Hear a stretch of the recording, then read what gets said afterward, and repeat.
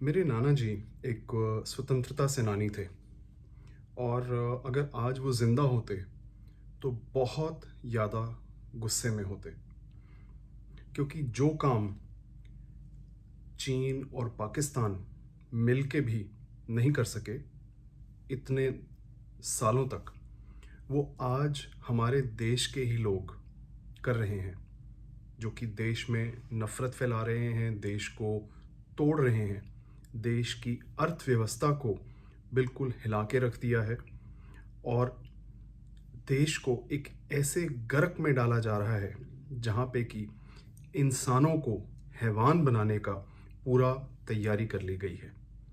ये पहली बार नहीं होगा, लेकिन जिस स्तर पे ये हो रहा है, जिस तरीके से ये हो रहा है, ये शायद 1947 के बाद पहली बार होगा।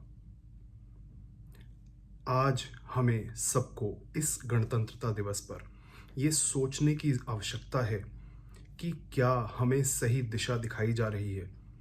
क्या जो हमें बाँटा जा रहा है धर्म के आधार पर, जाति के आधार पर और ना जाने किस-किस आधार पर, क्या वो सही है? क्या सरकार का काम ये नहीं है कि वो बुरे को अच्छा बनाए? लेकिन आज हमारी सरकारें, काफ़ी सारी सरकारें, वो अच्छों को भी बुरा बनाने में लगी हुई हैं और काफ़ी हद तक सफल भी हो रही हैं। देश का मीडिया इसमें बिल्कुल उनका भागीदार है। हालत ये पहुंच गई है कि जुडिशरी भी अब बहुत कमज़ोर पड़ चुकी है। तो और हमारे पास एक डेमोक्रेसी में रह गया है। आपको आपकी जान की सुरक्षा की गारंटी नहीं है।